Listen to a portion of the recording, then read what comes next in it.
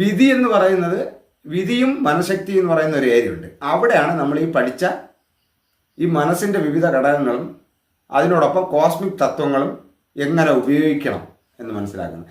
ഇത് രണ്ടും കൃത്യമായിട്ട് ഉപയോഗിക്കുകയാണെങ്കിൽ വിധി എന്ന് പറയുന്ന സാധനത്തിനെ പൊളിച്ചെടുക്കാൻ പറ്റും.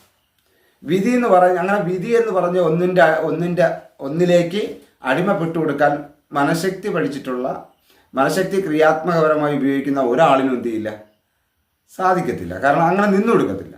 അതാണ് അതിൻ്റെ ഒരു പ്രത്യേകത. മനസ്സിലായില്ലേ? അപ്പോൾ അതിലൊന്ന് വിധിയും മനഃശക്തി എന്ന് പറയുന്നതാണ്. രണ്ടാമത് വരുന്നതെന്ന് പറയുന്നത് പ്രശ്നപരിഹാരത്തിന് മനഃശക്തി. രണ്ടാമത്തത് പ്രശ്നപരിഹാരത്തിന്.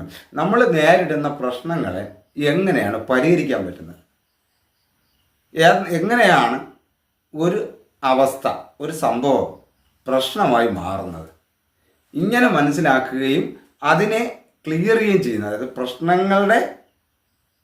പ്രശ്നങ്ങളെന്ന് പറയുന്നത് എന്താണെന്നും നമ്മൾ ഇന്നലെ വേറെ പ്രശ്നങ്ങളെന്ന് ധരിച്ചിരുന്നതൊക്കെ പ്രശ്നങ്ങളാണോ എന്നും, പ്രശ്നങ്ങളാണെങ്കിൽ തന്നെ അതിനകത്ത് പരിഹാരം ഉണ്ടാകും എന്നതും ആ പരിഹാരം എങ്ങനെ കണ്ടെത്താമെന്നും നമ്മൾ ഈ പഠിച്ച കാര്യങ്ങൾ വെച്ചിട്ട് നമുക്കത് ക്ലിയർ ചെയ്യാൻ പറ്റുന്ന കാര്യമാണ്.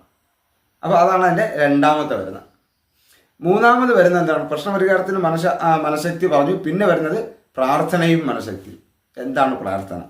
നമ്മൾ പ്രാർത്ഥിക്കുന്നു, എല്ലാവരും പ്രാർത്ഥിക്കുന്നുണ്ട്. പ്രാർത്ഥന കൊണ്ടുള്ള റിസൾട്ട് എന്താണ്, എങ്ങനെയാണ് പ്രാർത്ഥിക്കേണ്ടത്, പ്രാർത്ഥിക്കേണ്ട പ്രശ്നങ്ങൾ എന്താണ് എന്ന് പറയുന്ന ഒരു വലിയൊരു ഏരിയയാണ്.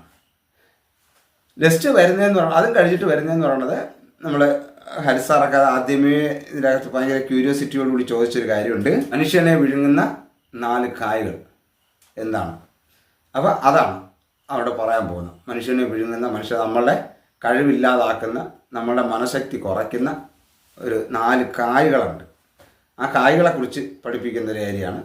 പിന്നെ ലാസ്റ്റ് വരുന്ന എന്തിനും ഏതിനും എപ്പോഴും മനഃശക്തി.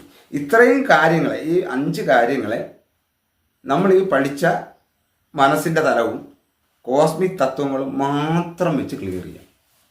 അപ്പോൾ നമ്മൾ ഈ ഒരു മാസത്തോടുകൂടി നമ്മുടെ കോഴ്സ് തീരും, ക്ലാസ് തീരും.